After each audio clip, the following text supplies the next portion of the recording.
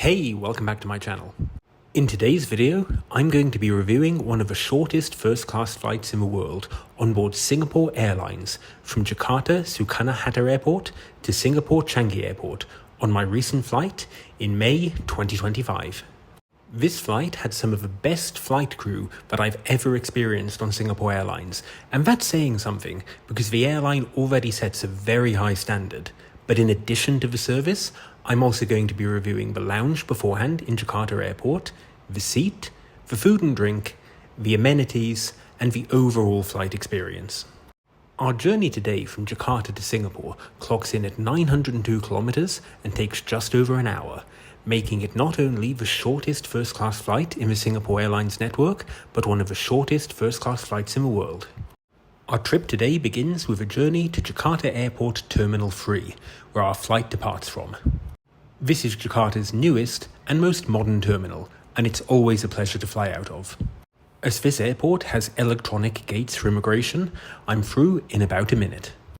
Upon clearing immigration, I make my way over to the lounge, which is located near Gate 7. Now, Singapore Airlines operates a slightly unusual lounge concept at Jakarta Airport. Their lounge is located within the Plaza Premium Lounge. You enter, walk all the way to the back, and you will see a separate Singapore Airlines section. And then once you're in the Singapore Airlines section, you walk into the business class section to begin with. In a door to the back, there is the first class section. So sort of a lounge within a lounge within a lounge. I've never seen this setup before, but it's quite interesting. The first class lounge is very peaceful. In my opinion, it's far larger than it needs to be, given the relatively few number of first class passengers that will actually be flying out of Jakarta on Singapore Airlines each day. Food is served a la carte, and you order off a menu to a waiter. To start, I had the spring rolls with a sweet chili sauce. These were quite tasty, and thankfully not too oily. For my main course, I ordered the ayam bakar, which is basically grilled chicken. Ayam being chicken, bakar being grilled in Indonesian. This was absolutely delicious, probably the best food I've had in the Jakarta lounge on my various visits. Really tasty, and the sambal was just the right amount of heat. For dessert, I ordered the Indonesian coconut-filled pancakes. I've had this dish before when I visited the lounge, and it's the same high-level quality. Very nicely presented and not too sweet. Just the nice way to round off a meal. Having finished my meal, I took a seat and waited to board. And as you can see here, the lounge was so quiet during my visit. And it always is. I can't imagine it ever gets particularly busy. Today, we were flying out of Gate 6, which is very convenient given the lounge is located at Gate 7. I boarded and took my seat in seat 1A, right at the front of the aeroplane. Although, in fairness, the first cabin on Singapore Airlines has only got one row, so every seat is a row 1 seat. Now, I didn't take too much footage in the cabin, but thankfully, Singapore Airlines has a new feature on its website where you can do a virtual tour of their cabins. And I thought, this is just as good as me taking the footage, so I'll show you around here. It's currently only available for the Boeing 777-300, but thankfully, that's exactly the plane I was flying on today. As you can see here, the cabin is laid out in a 1-2-1 configuration, consisting of 4 very wide and very spacious seats. On each seat, there is plenty of storage space under the footrest to store your bags. This also means it's very easy to access it when you're sitting in the seat. Honestly, if anything, the seat is a little bit too wide. I'm a reasonably big guy, and I had plenty of room next to me. You literally could sit 2 people side by side in this seat. Overall, this is a pleasant cabin, and the seats are very comfortable. They've done a really good job with the finish here, and it creates a wonderful ambience for this short flight. Anyway, let's check in with the real thing. I apologise for the low lighting in this video. The flight takes off at 7:20 in the evening, and Jakarta's sun sets at 6 PM every night. In each seat, there's this little storage area to the side where you could put your phone, and it has 2 USB-A style charging ports. Also in each seat is a universal power adapter if you want to power something more substantial like a laptop. One somewhat unique design feature of this cabin is that there are no overhead storage bins. The reason for this, as I mentioned earlier, is because there's plenty of room to store your bag under the footrest. This creates a very open and airy cabin feel. On the right-hand side of the seat, there are manual buttons to control the seat and to call the cabin crew if you need it. These are intuitive and self-explanatory to use. The in-flight entertainment is controlled with this digital remote control, which, as you can see here, displays our flight time today of 1 hour and 8 minutes.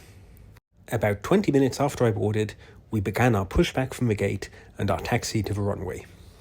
The headset is by the audio company Bang & Olufsen. Please let me know in the comments if I'm pronouncing that right. They were noise-cancelling, padded, and super comfortable. Hey, if you're enjoying the video, please subscribe. I was very pleased to see that post-COVID, Singapore Airlines has returned to paper menus. This is our dinner menu for tonight. I was impressed to see that Singapore Airlines would be serving 3 courses despite it being such a short flight. As we taxied to the runway, the in-flight safety video began. I'll unmute this.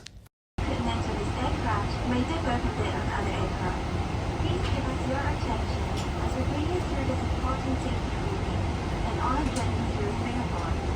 On behalf of Singapore Airlines, we hope you have a great time on board as well as in Singapore or anywhere else in the world we take you.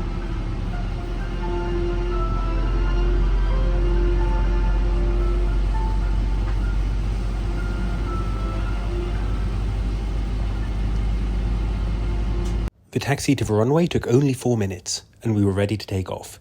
Again, apologies for the low light. I'll speed this up so as not to bore you.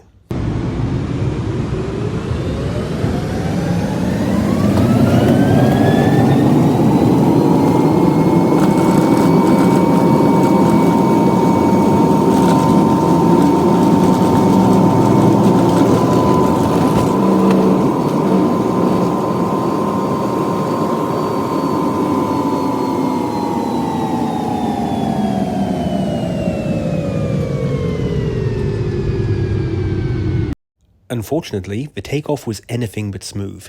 Shortly after I shot that video, I think we flew into a lightning cloud, and this was one of the bumpiest and most turbulent I've ever been on a flight. I'm not normally nervous on flights, no matter how bad the turbulence, but I was nervous when this was happening. Thankfully, once we reached cruising altitude, it stopped, and the meal service began. For starters, we had a tuna noodle salad with a slice of Singapore Airlines signature garlic bread. This was nice, but one of the things that impressed me the most was that the crew was serving this course by course, which, given they've got 3 courses to do, and the flight is barely over an hour, it was done with military precision. For my main course, I ordered the beef rendang, which was beautifully presented and very tasty. The beef was tender and flavoursome, and it came with rice with just the right amount of seasoning on the side. Having noticed that I'd finished my garlic bread already, the crew offered me 2 more slices. Overall, a very solid main course. For dessert, I had the apple pound cake. I know it doesn't look like much, but it was out of this world. Easily one of the best desserts I've had on a flight. Having finished my food, I went to the toilets to check them out. As you can see here, they are nicely appointed with flowers, and they have plenty of space to move around. In addition, they have a fully stocked amenity drawer that has just about every type of amenity you could think of for a flight. Shavers, shaving cream, toothpaste, toothbrush. They even had combs. Not that you'd be washing your hair on a 1-hour flight. Toiletries were by the company Lalique and was so good. They smelled delicious. Not that you'd want to eat them. They also gave you a body spray that smelled really good, and I put it on every time I fly in Singapore first. I returned to my seat, and just like that, the flight was almost over. The captain came on the speaker to announce we were beginning our descent, and very shortly afterwards, I saw Marina Bay in Singapore in the distance. You can just about make out the iconic Marina Bay Sands Hotel. I'll speed up the landing so as not to bore you.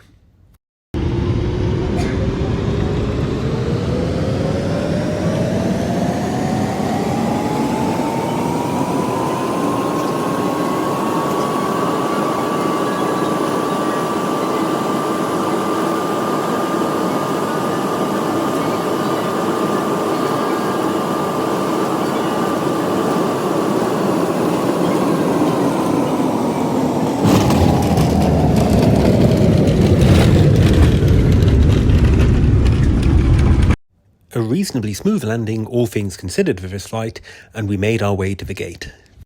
The taxi to the gate was again very short, and barely 10 minutes after our wheels touched the ground, I stepped off the plane. Our arrival gate was very close to immigration, and it was only a 2-minute walk before I arrived. As is usual for Changi Airport, there was absolutely zero queue at immigration, and I was through in under a minute. As I waited for my bags, I took in the incredible arrival experience you get when you land at Changi. They've built in so much greenery and such a nice design into the arrival area. Other airports can really learn a thing or two about a good first impression to a country. Again, as per usual for Changi, there was no queue for a taxi, and in no time at all, I was in my car, heading back to my apartment. Overall, this was a really great flight, all things considered. The seat was super comfortable and great to spend the hour in. The lounge beforehand, whilst it's not going to win any awards, and certainly nothing to arrive early for, was a pleasant experience, and it was nice that Singapore Airlines carved out a separate section with the a la carte dining for first-class passengers. A lot of airlines at outposts don't bother to make the distinction. The takeoff was one of the worst I've experienced on any flight ever, but in fairness, that's in no way the airline's fault. And to their credit, the crew came round immediately after the seatbelt sign had been turned off to ask if I was okay, and to say that they were also a little bit shaken by that. I'm not kidding when I say it was one of the most extreme. Another area in which the crew excelled was in their overall service. The food was served course by course, as opposed to all at the same time, which they could be forgiven for doing on a flight that's only 1 hour with about 40 minutes to do the meal service. I don't think either of my drinks ever got more than half empty before they were proactively topped up, and it seemed like the crew literally came into the cabin every few minutes to check if the passengers needed something. Singapore Airlines already sets a very high standard for service in all of their cabins, but particularly their first-class cabin, but this crew went above and beyond, even by that high standard. Look, you definitely don't need first class for the 1 hour flight to Jakarta. Business, or even economy, would be more than sufficient. Heck, it's a 1 hour flight. You could fly a budget airline and it would be totally fine. However, for a luxurious experience and an occasional treat, this is a great way to experience Singapore first.